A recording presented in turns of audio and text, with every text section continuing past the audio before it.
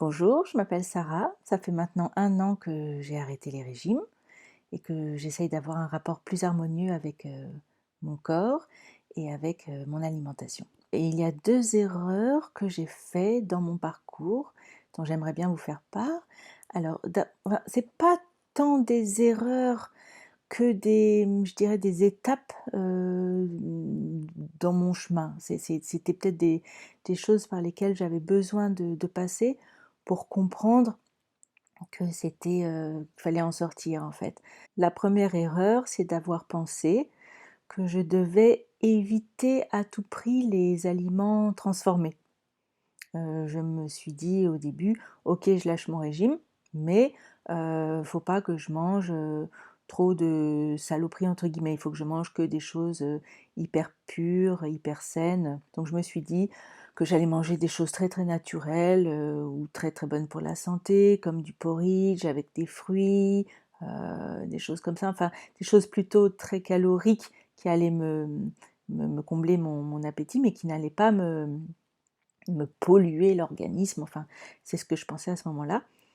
Et au bout d'un moment, je me suis rendu compte que c'était une erreur. Enfin, moi, j'ai considéré que c'était une erreur. Je sais qu'il y a des gens qui se sont rétablis de cette manière, mais en ce qui me concerne, j'ai eu l'impression que j'étais dans une sorte de semi-rétablissement en ce faisant.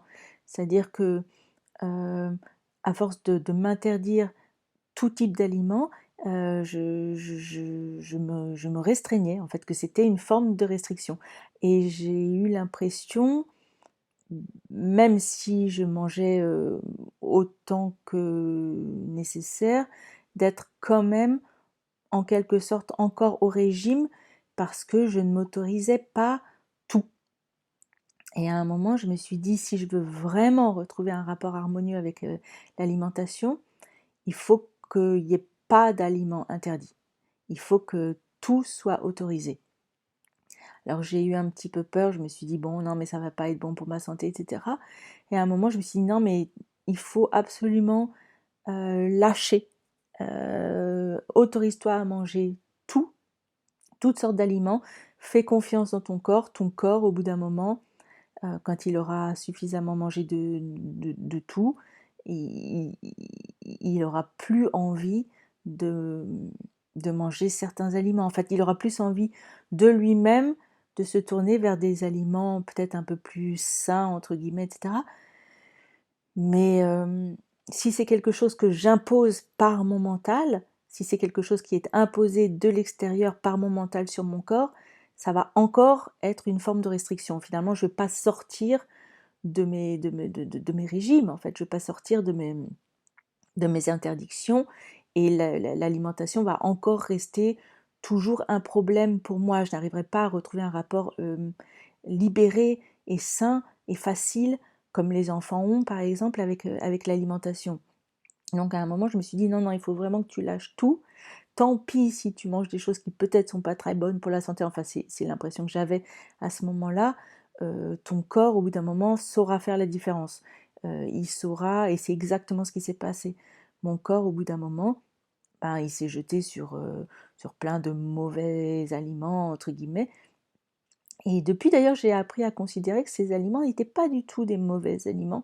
C'était exactement ce dont mon corps avait besoin à ce moment-là. C'est-à-dire les aliments les plus gras, les aliments les plus sucrés.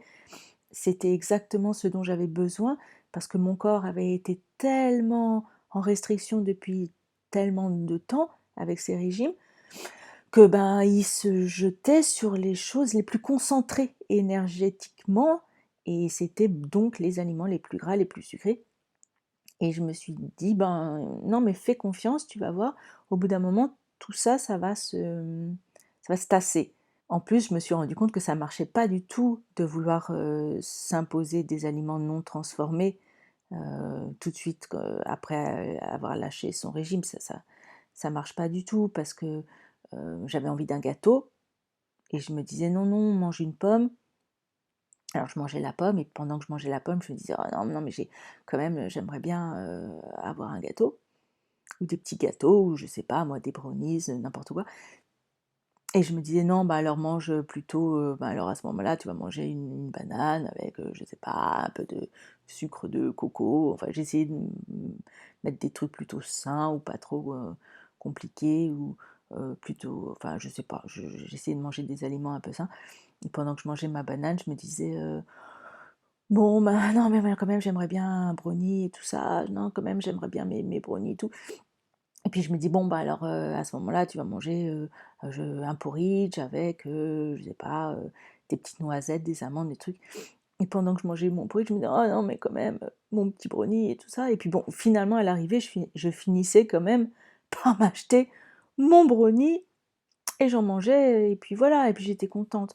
Donc je me suis rendu compte que ça servait à rien en plus de vouloir m'interdire les aliments transformés parce que je finissais quand même toujours par tomber dedans, en fait, finalement, tout ce qu'on veut s'interdire devient tellement fort et prend tellement de place dans notre tête qu'autant nous le donner tout de suite et ça aura évité de manger la pomme, le porridge, la banane, enfin bon, je veux dire, bon, heu, tant que notre corps n'a pas ce qu'il veut, il va nous envoyer des idées, une faim mentale, il va nous envoyer des obsessions, au sujet de l'aliment dont qu'il a envie de manger et je vous assure qu'au bout d'un moment, vous allez finir enfin moi, je me suis dit que ça ne rimait à rien de continuer à faire la guerre contre mon corps. S'il a envie d'un brownie, je lui donne le brownie, quoi. Et puis, la meilleure façon pour qu'il n'ait plus envie de ce brownie, c'était de lui donner. Même Stephanie Buttermore, qui est quand même la star américaine qui a lancé, qui a été la première à expérimenter ça sur elle. Hem, Au départ, elle a essayé de manger que des alimentations, non transformées, très naturelles et cetera et au bout d'un moment, elle a fini par dire que c'était très lourd à digérer, que ça lui donnait des ballonnements, épouvantables. Je sais pas, essayer de manger, 2 kilogrammes de choux, de salade de choux, je vous assure que votre estomac, il va ramer, quoi. Alors que finalement, manger, de petits gâteaux, ça prend très peu de place dans l'estomac et c'est comme si c'était pré-digéré. Donc finalement, c'est beaucoup plus facile. C'est de l'énergie qui nous est apportée très vite, tout de suite et qu'on va avoir beaucoup plus de facilité à digérer. Et je me suis rendu compte que je devenais, à force de faire des régimes, de plus en plus orthorexique et que finalement c'était une phobie et en remangeant des chips ou des choses comme ça, au début je me suis dit mon Dieu mais c'est terrible, je vais m'empoisonner et tout. Puis finalement je me suis rendu compte que je m'empoisonnais pas du tout, que mon corps était content et qu'au bout d'un moment, bah, il avait envie de me ramener vers d'autres types d'aliments, mais qu'il se passait rien de grave et que moi, après, j'étais libérée par rapport à ces aliments-là. C'était,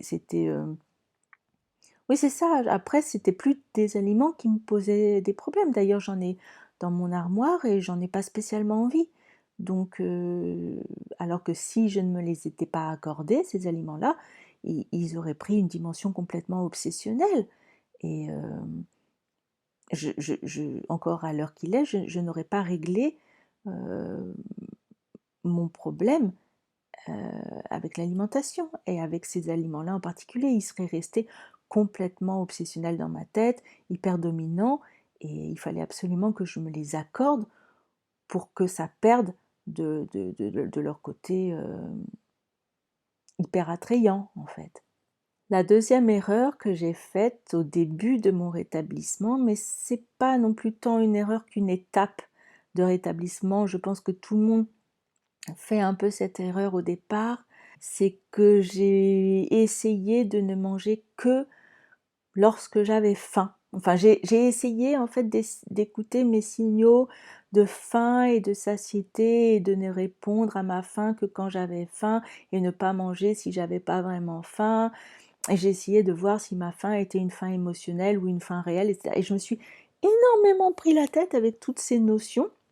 En fait, j'ai essayé d'obéir au principe de l'alimentation intuitive que je pensais comprendre dans les vidéos, surtout en anglais, avec ces échelles de satiété, allant de 1 à 10, les échelles de la faim. Je me disais, il faut que je mange quand j'ai faim et que j'arrête de manger quand je suis à 7 ou à 8 sur l'échelle de rassasiement ou de satiété, nanana, enfin bref. Et je me prenais énormément la tête et en fait, au bout d'un moment, je me suis dit: «Non mais lâche avec tout ça, ça n'a aucune importance, juste mange si tu as envie. Mange si tu as envie de manger. On s'en fout de si tu as faim, c'est une faim émotionnelle, c'est pas une faim émotionnelle. On s'en fout de si tu as 1 ou 10 sur l'échelle de rassasiement, si tu as trop mangé, si tu as dépassé le chiffre 8 sur 10 ou je sais pas quoi». Au bout d'un moment, je me suis dit: «Non, non, mais en fait, lâche tout ça», parce que je me suis rendu compte que c'était plus contraignant et plus compliqué que les régimes eux-mêmes. Heu, j'avais lâché les régimes et je tombais dans une façon de manger qui était encore plus compliquée, et plus contraignante et plus restrictive en fin de compte. Et je m'en suis rendu compte que si j'étais encore au régime. Donc j'ai complètement lâché ces vidéos-là sur l'alimentation intuitive et je me suis dit juste mange, euh, mange si tu as envie de manger, quoi. Juste arrête les régimes et mange de tout, mange si tu as envie, mange, mais ne te préoccupe pas de savoir si ta faim est psychologique, pas psychologique, on s'en fout. Quand on va faire pipi, est-ce qu'on se demande si notre pipi est un pipi réel, un pipi psychologique, l'origine de notre envie de faire pipi? On s'en fout complètement, on a juste envie d'aller faire pipi, c'est tout. Donc là, c'est pareil, j'avais juste envie de manger. Moi, je me suis dit, te prends pas la tête, t'as envie de manger, mange, voilà.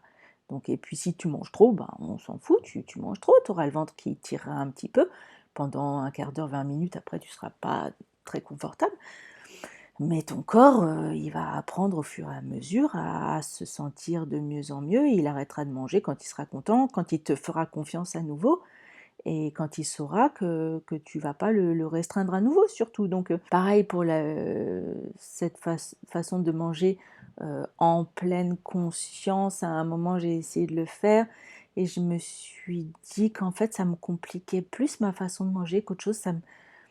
J'avais plus une façon de manger qui était naturelle en fait. C'était à un moment je me suis dit non mais en fait fais le contraire. Si tu as envie de manger devant la télé, mange devant la télé. Euh, Te pose pas trop de questions. N'essaye pas de trop mentaliser ta façon de manger. Juste mange. Si tu manges trop vite, tu manges trop vite. On s'en fout si c'est pas en pleine conscience. Et au contraire, justement, j'ai eu l'impression de retrouver une façon de manger beaucoup plus naturelle que si j'avais essayé de faire tous ces exercices d'alimentation intuitive. Enfin, j'ai lâché. Personnellement, je sais qu'il y a des gens pour qui ça a bien réussi et qui ne jurent que par l'alimentation intuitive. Moi, non, en fait, ça m'a plus compliqué la vie qu'autre chose. Juste, j'ai mangé quand j'ai eu envie de manger, je me suis pas posé de questions et, et j'ai l'impression que ça s'est très bien fait comme ça. Finalement, j'ai pu plus facilement me reconnecter avec mon corps en me posant pas trop de questions, en coupant avec mon mental, que si je m'étais compliqué la vie avec toutes tous ces concepts en fait. C'était mes 2 erreurs ou mes 2 étapes de parcours dont je voulais vous parler. J'espère que peut-être ça pourra vous aider à aller un peu plus vite dans votre parcours de rétablissement et je vous dis à une prochaine vidéo. Je vous embrasse. Salut!